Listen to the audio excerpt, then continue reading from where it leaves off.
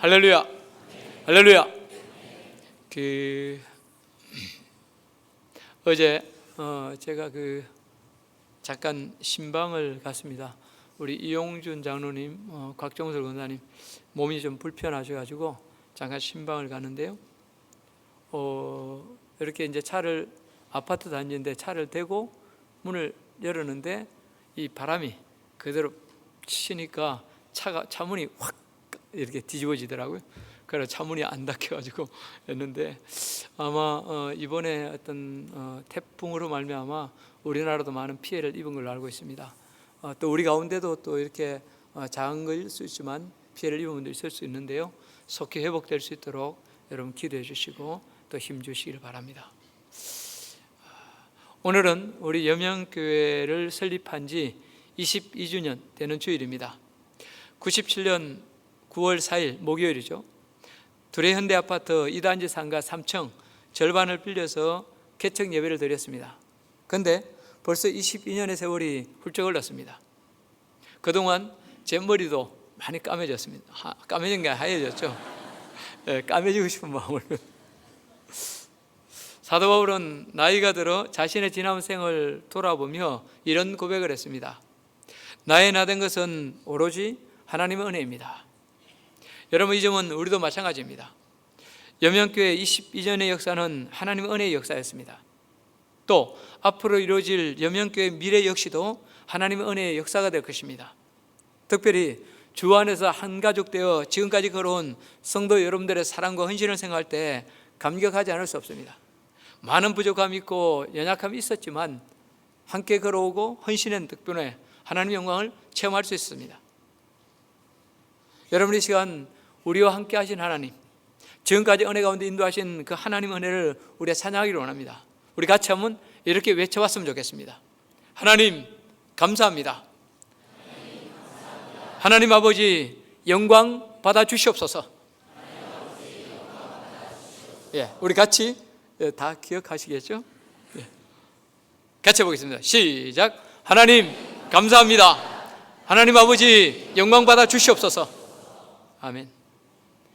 여러분, 오늘은 교회 생일인데요. 여러분, 이 교회 생일은 또 곧 우리의 생일, 곧 나의 생일입니다. 우리 옆 사람과 한번 짝을 지어서 이렇게 한번 고백해 보겠습니다.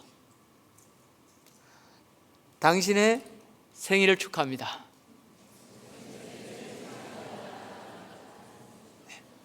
당신의 순종과 사랑이 때문에 다시 말합니다.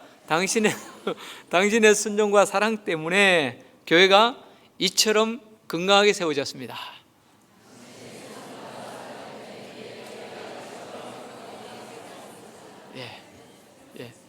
자, 다시 한번 해볼 건데요. 여러분, 그냥 이렇게 해가지고 하늘 보고 사람 보는 것도 아니고 하늘 보는 것도 아니고 저도 여러분들 쑥스러운 거 다 알아요. 아니까 그냥 여러분 얼굴 철판 까시고 짝 지으시고 그렇게 고백하시기 바랍니다. 왜냐하면 여러분, 교회 생일은 뭐라고? 누구 생일이라고요? 내 생일이기도 하고 바로 옆에 있는 생일입니다. 그럼 우리는 고백을 해야 됩니다. 다시 합니다. 당신의 생일을 축하합니다. 당신의 순종과 사랑 때문에 교회가 이처럼 건강하게 세워졌습니다. 시작.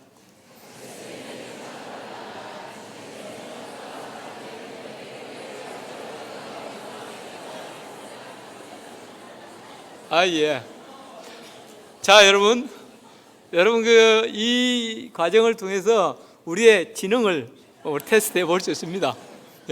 지금 제가 한 말을 하나도 안 까먹고 그대로 잘 옮긴 분들은 여러분 IQ가 120 이상입니다. 근데 여러분 한 반 정도 했다? 그러면 그분은 100입니다. 카트라인 걸립니다. 근데 여러분 제대로 기억이 안 난다? 그분들은 여러분 아예 IQ를 잴 수가 없습니다. 여러분, 그렇습니다. 참으로 우리의 연약함과 부족함에도 불구하고 하나님은 우리 교회를 아름답게 세워주셨습니다. 그리고 주위의 건강한 교회로 또 부흥하는 교회로 아름다운 소문도 나게 해주셨습니다. 이 모든 것을 생각할 때 하나님의 은혜가 얼마나 감사한지 모르겠습니다. 그러나 우리는 지금 이 상태로 만족할 수 없습니다. 더 큰 부흥과 도약을 향해 나가야 합니다. 주님께서 됐다고 하실 때까지 우리의 전진을 멈출 수 없습니다. 또 우리는 이 지역사회로부터도 많은 사랑의 빛을 줬습니다. 그러므로 이 지역사회를 향해서도 나눔과 섬김의 사역을 더 감당해야 합니다. 그리하여 주 안에서 빛과 소금이 되고 하나님 나라의 지경을 더욱 넓혀가야 합니다. 그렇다면 무엇으로 우리는 이런 부흥을 이룰 수 있습니까? 지나온 과거에 안주하지 않고 어떻게 새로운 도약을 향해 나갈 수 있습니까? 오늘 우리는 그 비결을 다음 몇 가지로 살펴보므로 서로 은혜를 나누고자 합니다. 첫 번째로 신앙의 본질을 회복해야 합니다. 오늘 본문은 초대 예루살렘 교회에 관한 이야기입니다.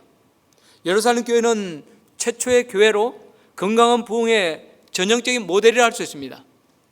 예루살렘 교회는 온갖 박해 속에서도 세상 사람들이 깜짝 놀랄 큰 부흥의 역사가 일어났습니다. 수많은 사람들이 죄를 회개하고 하나님께로 돌아왔습니다.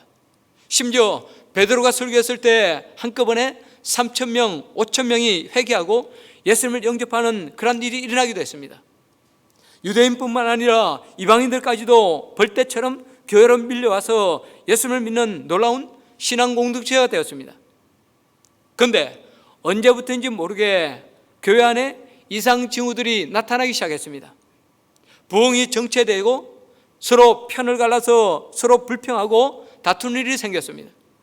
특별히 가난한 사람들을 구제하는 일을 놓고 히브리파 유대인들과 헬라파 유대인들이 사이에 심한 갈등이 생겼습니다. 왜 당신들만 많이 가져가고 우리는 적게 주느냐? 큰 소리가 나오기 시작했습니다. 그렇다면 원인이 무엇입니까? 그토록 무서운 기세로 부흥하던 교회가 왜 갑자기 정체되어지고 비틀거리게 되었습니까? 그 답은 예루살렘 교회가 교회의 본질을 놓쳐버리기 때문입니다. 교회가 갑자기 커지다 보니까 거기에 정신이 팔려서 교회의 본질인 말씀과 기도를 등한했기 때문입니다. 그래서 여러분, 이 위기 상황에서 사도들이 내린 처방이 무엇입니까? 본문 2절, 4절 말씀 우리 같이 한번 읽어보겠습니다. 12사도가 모든 제자를 불러 이르되 우리가 하나님의 말씀을 제쳐놓고 접대를 일삼는 것이 마땅하지 아니하니 우리는 오로지 기도하는 일과 말씀 사역에 힘쓰리라 하니. 여러분 본문을 자세히 보십시오. 본문 2절에 보면 교회가 부흥이 정체되고 흔들리게 된 원인이 나오고 있습니다. 거기서 뭐라고 했습니까? 우리가 하나님의 말씀을 제쳐놓고 접대를 일삼는 것이 마땅치 아니하니. 그 원인은 뭡니까? 하나님의 말씀을 제쳐놓고 접대, 곧 봉사하는 일에 치중했다는 것입니다. 그 결과 교회가 정체되어지고 교회 안에 갈등과 아픔이 생기게 됐다는 것입니다. 그래서 여러분, 이 사도들이 내린 처방이 무엇입니까? 그 처방이 4절에 나오고 있습니다. 우리는 오로지 기도하는 일과 말씀 사역에 힘쓰리라. 한마디로 기도하고 말씀을 가르치는 본질로 돌아가겠다는 것입니다. 그 결과 예루살렘 교회는 위기를 극복하고 새로운 도약을 향해 나갈 수 있었습니다. 말씀이 점점 왕성해져서 성도의 수가 심히 많아지고 제사장들까지도 교회로 들어오게 되었다고 성경은 증거해주고 있습니다. 그렇습니다. 기본을 떠난 것, 본질을 벗어난 것이 잠시는 잘 되는 듯이 보일 수 있습니다. 그러나 마지막까지 가서 성공하는 것은 기본과 본질에 충실한 것입니다. 여러분, 주변에 있는 음식점들을 보십시오. 요즘 식당들 내부 장식이나 분위기, 색다른 서비스에 얼마나 많은 공을 들인지 모릅니다. 그러나 최우성자는 음식이 맛있는 집입니다. 음식 맛이 좋은 집이 결국 돈을 벌게 되어 있습니다. 또 여러분, 병원은 어떻습니까? 요즘 병원도 카페처럼 이렇게 꾸며놓은 것이 아주 많습니다. 그리고 병원도 쉬는 곳, 서로 대화를 나누며 교제하는 곳이라고 선전합니다. 그러나 이것은 감기같이 가벼운 병에 걸렸을 때 이야기입니다. 정말 큰 병, 중병에 걸리면 분위기나 친절함이 중요한 게 아닙니다. 병을 고치는 최고의 의사와 최고의 의료 장비가 있느냐가 관건입니다. 병원과 의사는 병을 치료하고 환자를 살려내는 실력이 있어야 합니다. 여러분, 이것이 본질이요 실력입니다. 그렇다면 교회의 본질은 무엇입니까? 헌금의 액수입니까? 성도들의 수준입니까? 아니면 그야말로 크고 의리의리한 예배당 시설입니까? 그렇지 않습니다. 교회의 실력은 바로 하나님의 말씀입니다. 이 말씀이 바로 증거되고 말씀의 은혜가 있으면 부흥의 역사는 반드시 일어나게 되어 있습니다. 그런데 한동안 교회는 이 본질보다 이미지 메이킹이나 아니면 사람들의 평판에 더 관심이 많았습니다. 그러다 보니 여러 가지 사회사업이나 문화적 프로그램에 치중하는 경향이 있었습니다.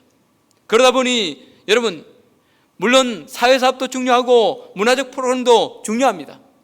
그러나 말씀에 기초하지 않은 이 사회사업 구제는 우리를 교만하게 만듭니다. 하나님과 관계없는 문화사역은 자기 자랑으로 전락할 수밖에 없습니다. 또 말씀과 기도가 바탕이 되지 않은 여러 가지 프로그램은 잎만 무성하고 열매 없는 나무와 같습니다. 그래도 그것들을 추구하면 할수록 더 공허해지고 더 갈증만 심해질 뿐입니다. 거듭 말씀드리지만 교회가 부흥하고 성도들이 성숙하는 비결은 기본으로 돌아가 말씀에 집중하는 것입니다.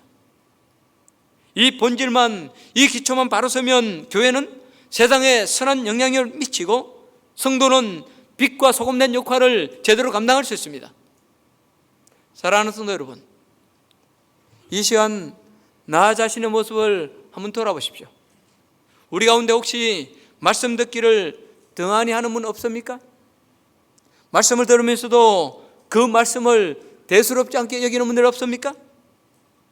예배 시간에 딴 생각을 하거나 그냥 한 귀로 듣고 한 귀로 흘려보내는 분들 있습니까? 그러면서도 나는 하나님의 자녀라고, 하나님께서 내게 복을 주실 거라고 과신하는 분들 있습니까? 그러나 조금만 깊이 생각해 보면 여러분, 하나님의 말씀을 듣지 않고 예수님 제대로 믿을 수 있는 사람이 어디 있습니까? 하나님 말씀을 내 마음에 심지 않고 내 믿음이 제대로 성장할 수 있는 길이 어디 있습니까?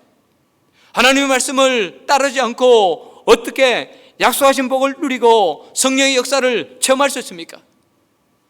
또 예수 믿고 구원받았다고 여러분, 우리가 할 일이 다 끝난 것입니까? 믿는 저와 여러분이 도달해야 될 신앙의 목표, 이 목표가 얼마나 높고 큽니까? 바로 주 대신 예수 그리스도를 잘하는 것, 예수 그리스도만큼 잘하는 것입니다. 예수 닮는 것입니다. 그런데 주일날 겨우 예배 한 번 나오면서 성경 한 번 제대로 읽지 않으면서 하나님께서 왜 나에게 복을 주시지 않지? 내 믿음이 왜 자라지 않지? 라고 불평한다면 여러분이 얼마나 우습고 어처구니 없는 일입니까? 우리 교회는 지금까지 성도들을 말씀으로 세우기 위해서 부단히 노력했습니다. 얼마나 다행이고 감사한 일인지 모르겠습니다. 그러나 아직도 부족합니다. 아직도 많은 분들이 말씀 속으로 들어오지 못한 채 변두리에서 서성거리고 있습니다. 말씀의 은혜와 능력을 체험하지 못한 채 세상적인 염려와 불안 속에서 살아가고 있습니다. 이제라도 늦지 않았습니다. 하나님의 말씀으로 돌아오시기 바랍니다. 겸손하게 마음을 열고 말씀을 듣고 배우시기 바랍니다. 교회 나온 지 오래되었음에도 불구하고 말씀을 배우고 순종하는 것이 부담스러워서 차일피일 미루는 분들 있습니까? 더 이상 미루지 마시고 바로 시작하십시오. 사도들이 선포한 하나님 말씀을 초대교회가 전심으로 받았다면, 아니 그 말씀을 전심으로 받는 것이 초대교회의 실력이었다면 우리도 하나님 말씀에 귀를 기울이고 은혜를 간절히 사모해야 합니다. 그럴 때 초대교회에 나타났던 풍성한 능력과 은혜가 우리 가운데 임할 수 있습니다. 무엇보다도 내 믿음과 성숙의 비결인 말씀을 사모함으로 이 도약의 은혜를 다 체험할 수 있기를 주의 이름으로 축복합니다. 두 번째로, 세상 사람들에게 칭찬과 존경을 받아야 합니다. 사도행전을 자세히 읽다 보면 교회가 부흥할 때 공통적으로 나타나는 현상이 하나 있습니다. 여러분 물어봅시다. 그게 뭡니까? 그것은 교회가 세상 사람들로부터 칭찬받는 것입니다. 여러분, 우리가 잘 아는 안디옥 교회 아실 것입니다. 여러분, 안디옥 교회는 어떻습니까? 가혹한 박해 가운데 있었지만 큰 부흥을 이루며 세상 사람들로부터 그리스도인이라는 최초의 칭호를 얻은 곳입니다. 또 여러분, 오늘 보면 사도행전 2장 47절에서 뭐라고 말씀하고 있습니까? 우리 같이 한번 읽어보겠습니다. 하나님을 찬미하며 또 온 백성에게 칭송을 받으니 주께서 구원받는 사람을 날마다 더하게 하시니라. 하나님을 찬미하며 또 온 백성에게 칭송을 받으니 주께서 구원받는 사람을 날마다 더하게 하시니라. 이 말씀을 통해서 확실히 알 수 있는 사실이 하나 있습니다. 그것은 세상 사람들로부터 칭찬과 존경을 받는 것이 교회 부흥에 직접적인 영향을 미친다는 것입니다. 이 점은 우리의 기본 심성으로 볼 때도 맞는 말입니다. 여러분, 사람들이 언제 움직입니까? 언제 마음이 움직여서 따라가게 됩니까? 강요해도 안 되고 선전해도 안 되고 그 어떤 것으로 사람들이 잘 움직이지 않습니다. 그래서 오늘날 여러분 얼마나 많은 사람들이 이 때문에 고민하는지 모릅니다. 그러나 자신이 감동받고 자신이 좋다고 생각되면 자연스럽게 따라가게 됩니다.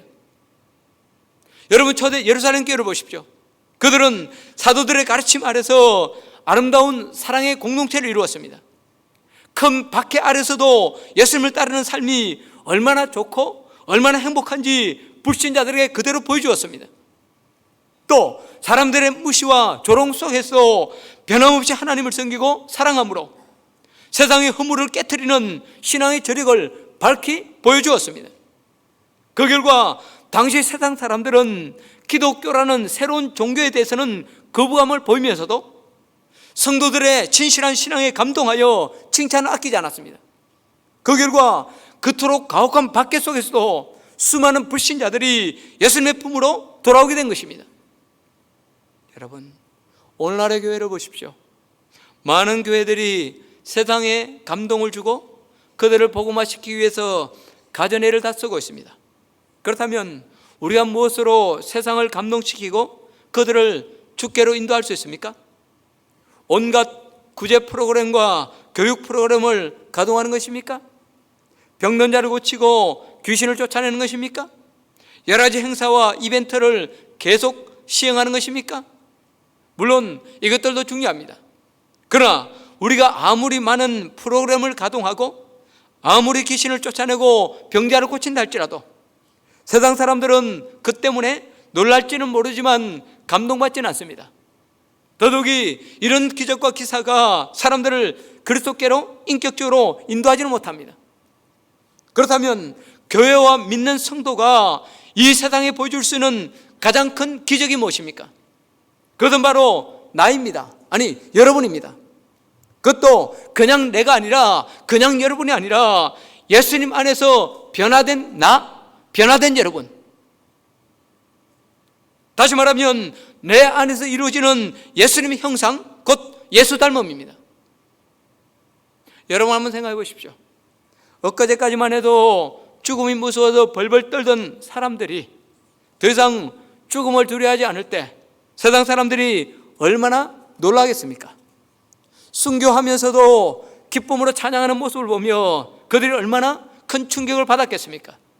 또 돈 한 푼 가지고 벌벌 떨던 짠돌이들이 갑자기 땅 팔아 가난한 사람들에게 나눠주는 것을 보면서 그들이 얼마나 쇼킹했겠습니까?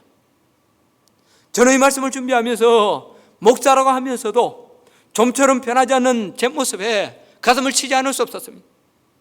그러면서도 이런 내 모습으로 어떻게 성도들을 가르칠 수 있단 말인가, 그런 자괴감이 제 마음을 쳤습니다. 사랑하는 성도 여러분, 긴 말할 것 없습니다. 아니, 그리스도인 됨에 관해서 거창하게 설명할 것도 없습니다. 오늘 예배하는 저와 여러분만이라도 진실하게 주 따르기로 결단하고 순종하여 나간다면 전한 아산에 하나님의 영광이 나타나게 될 것입니다. 구태여 예수 믿으라고 외치지 않아도 사람들이 우리의 변화된 모습에 끌려서 우리의 변화된 모습에 감동하여 주 앞에 나오게 될 것입니다. 근데 문제가 무엇입니까? 변화의 필요성을 느낍니다. 또 내가 변하기만 하면 된다는 것도 압니다. 그런데도 그 변화가 잘 일어나지 않더라는 것입니다. 예수님 닮기를 그토록 원하는데도 실제로 내 안에 예수님의 형상이 잘 이루어지지 않더라는 것입니다. 왜 그렇습니까? 그 이유는 다음 두 가지입니다. 첫째, 믿노라 하면서도 내 자신을 부인하지 못하기 때문입니다. 내 자신을 내려놓지 못하기 때문입니다. 자기를 믿고 따른 자들에게 여러분 예수님이 직접 주신 말씀이 무엇입니까? 우리가 너무너무 봤지만 마태복음 16장 24절입니다. 같이 읽어보겠습니다. 이에 예수께서 제자들에게 이르시되 누구든지 나를 따라오려거든 자기를 부인하고 자기 십자가를 지고 나를 따를 것이니라. 누구든지 나를 따라오리거든 자기를 부인하고 자기 십자가를 지고 나를 따를 것이니라. 그렇습니다. 나를 내려놓고 십자가 지고 예수님을 따라야 한다 말씀합니다. 그런데 지금 우리의 모습은 어떻습니까? 내 필요, 내 결핍을 채우기 위해서 교회에 나오지만 예수님을 따르기 위해서 교회에 나오지 않습니다. 예수 믿고 복 받기 위해서 교회에 나오지만 나를 부인하고 내 욕심을 십자가에 못 박기 위해서 교회에 나오지 않습니다. 예수님을 종으로 부르기 위해서는 교회에 나오지만 주님을 섬기고 그분의 종이 되기 위해서 교회에 나오는 사람은 거의 없습니다. 그러다 보니 교회 안에 종은 없고 주인들만 있습니다. 예수 믿는데도 자기 중심성과 욕심을 벗어나지 못한 영적 어린아이들로 가득 차 있습니다. 그러나 여러분, 이래서는 원하는 복도 믿음의 성숙도 얻을 수 없습니다. 아니, 하나님 주시는 진정한 자유도 누릴 수 없습니다. 누가 뭐래도 예수님은 나의 왕, 내 주인이십니다. 나는 그분의 소유로 예수님께 속한 자입니다. 이 사실을 정확하게 깨닫고 겸손하게 그 명령에 순종할 때, 왕 되신 주님을 높이며 걸어갈 때 비로소 왕 되신 주님의 영광이 나타날 수 있습니다.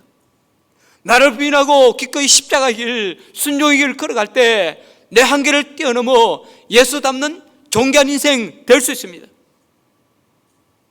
여러분, 다 아침 먹고 오셨죠? 예, 대답이 시원치 않네요.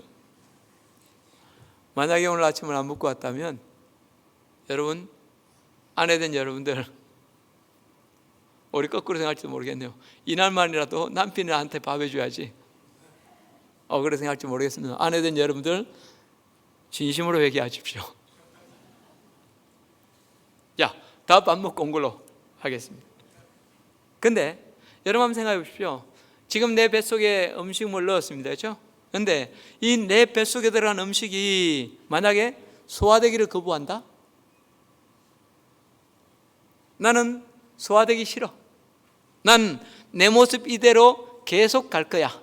그러면 됩니까? 음식물이 이렇게 덩어리로 계속 남아있기를 고집한다면 어떻게 되겠습니까? 심한 복통과 위경련을 일으키고 마침내 토하여 내쳐질 수밖에 없을 것입니다. 그러나 뱃속에 들어간 음식이 기꺼이 억제어지고 소화되면 그 음식은 몸을 살리는 더 유익한 영양분이 될 수 있습니다. 여러분, 이 점은 저와 여러분도 마찬가지입니다. 그리스도인으로서 행복한 비결, 아니 갇히게 사는 비결 먼데 있지 않습니다. 하나님의 영광을 체험하는 비결도 먼데 있지 않습니다. 뱃속의 음식이 억제어지고 소화되어 우리 몸의 일부가 되는 것처럼 예수님 안에서 내가 죽으면 됩니다. 다시 말해서 나를 부인하고 십자가 지면 됩니다. 그러면 존귀한 주님의 형상이 나타나고 내 한계를 뛰어넘어 승리할 수 있습니다. 아니, 내 한계가 아닌 하나님의 영광으로 살아가는 예수 그리스도께서 우리의 삶을 통하여 나타나는 그런 놀라운 은혜를 체험할 수 있습니다. 그렇습니다, 여러분.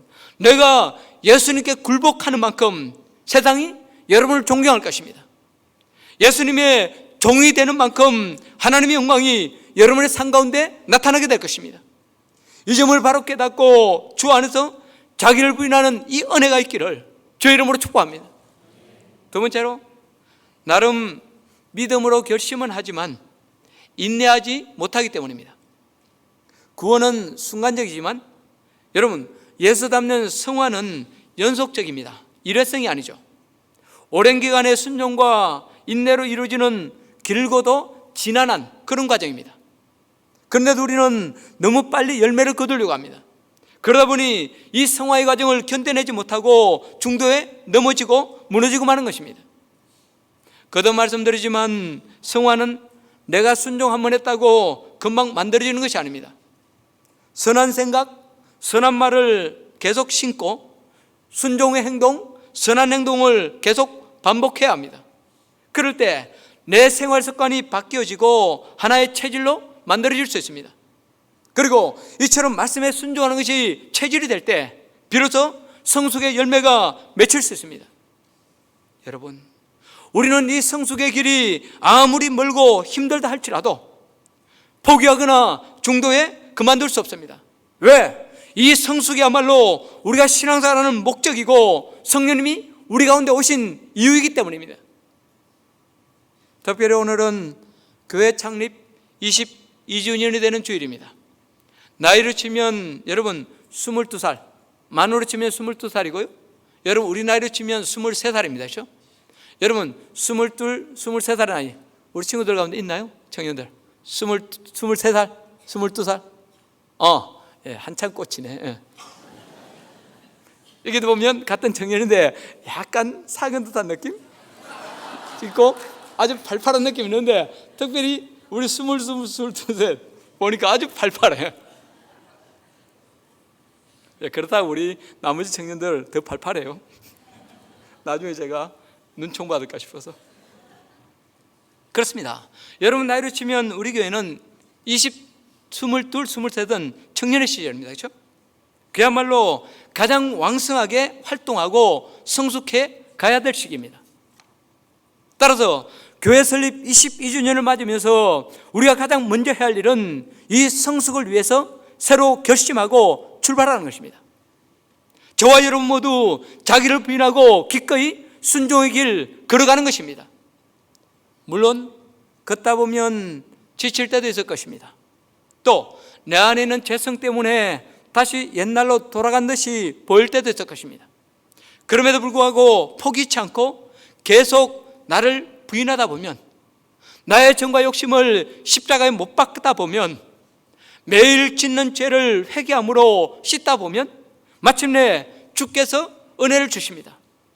이 길이 아무리 멀고 아득해 보여도 인내함으로 한 발자국 한 발자국 가다 보면 마침내 예수를 닮는 멋진 모습으로 저와 여러분들을 세워주십니다.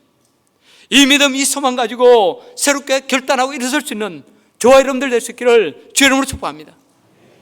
마지막으로 분명한 목표를 세우고 복음을 전해야 합니다. 누군가가 이런 말을 했습니다. 목표가 분명한 사람은 인생을 여행으로 여기지만 목표가 없는 사람은 인생을 고행으로 여긴다. 참으로 그렇습니다. 우리가 잘 아는 사도 바울은 목표가 분명했기 때문에 그 인생이 참 행복했습니다. 나이가 들면 들수록 그리던 목적지, 천국이 점점 가까워지는 것 때문에 기뻐하며 찬양할 수 있었습니다. 그러나 갈 곳이 없고 목표가 없는 사람은 삶이 고달프고 허무합니다. 분명한 목표의식이 없기 때문에 직장생활을 해도 그렇게 재미가 없고 하루하루 사는 것이 짐이요 고역일 때가 많습니다. 그리고 내가 무엇을 위해서 이 땅을 살아가는가?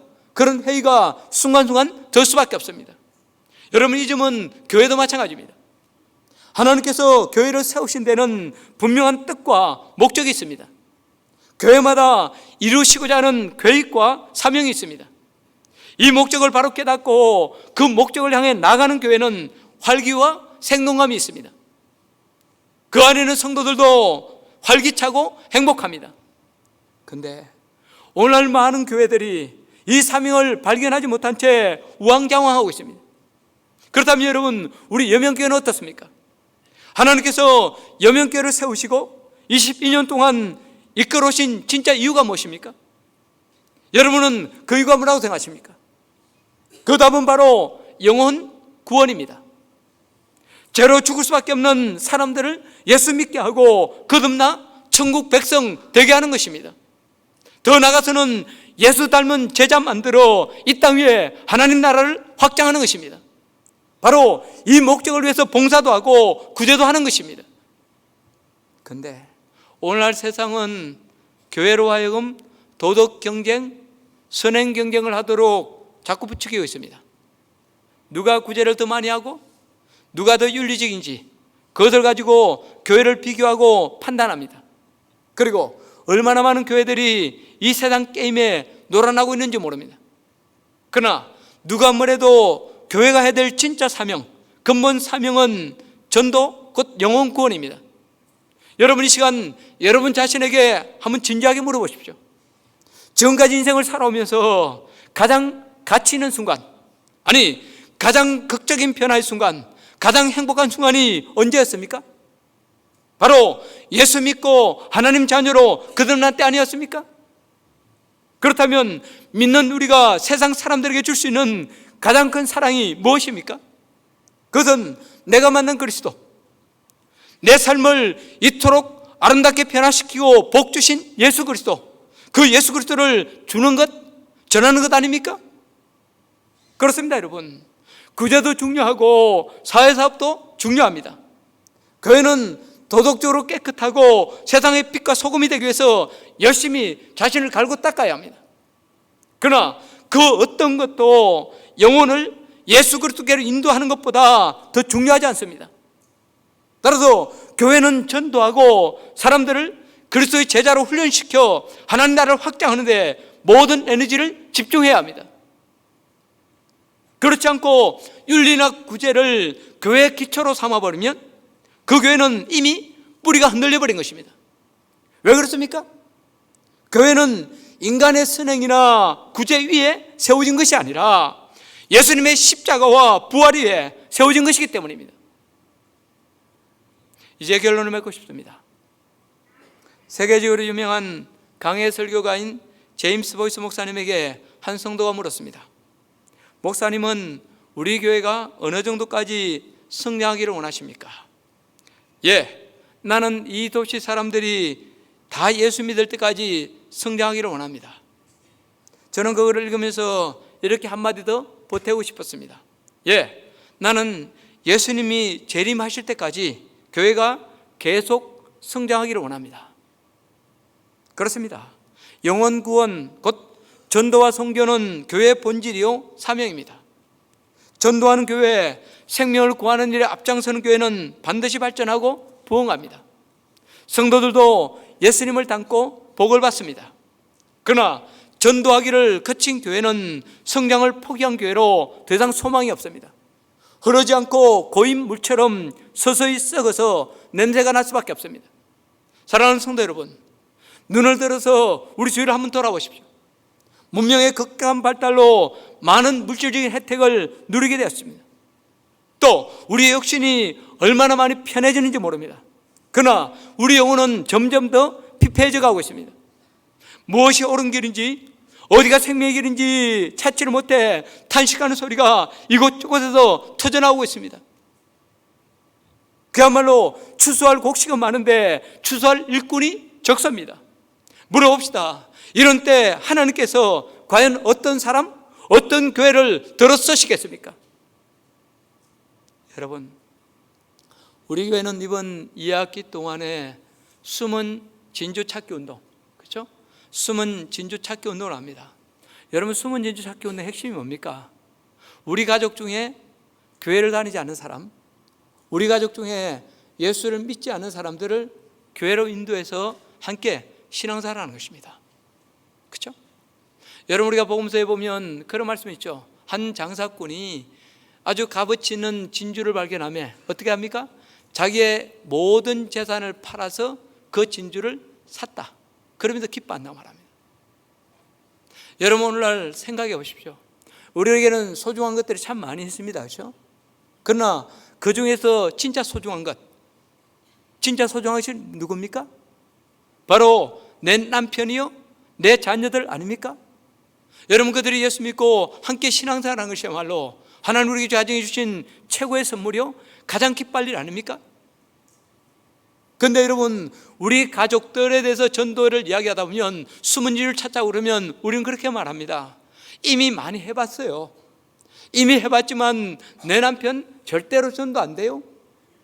내 아이들 내 말 안 들어요. 다른 거는 듣는 것 같은데 이분만 유독 내 말을 안 들어먹어요. 맞습니까? 여러분 한번 생각해 보십시오. 여러분, 오늘 이 장사꾼이 진주를 발견하고 자기 전 재산을 팔아서 여러분 진주를 샀다. 그런 정신으로 여러분 남편을 위해서, 여러분 사랑하는 자녀들을 위해서, 여러분 구원을 위해서 몸부림쳐 보셨습니까? 이 부분에 대해서 우리가 다시 한번 회개하기를 원합니다.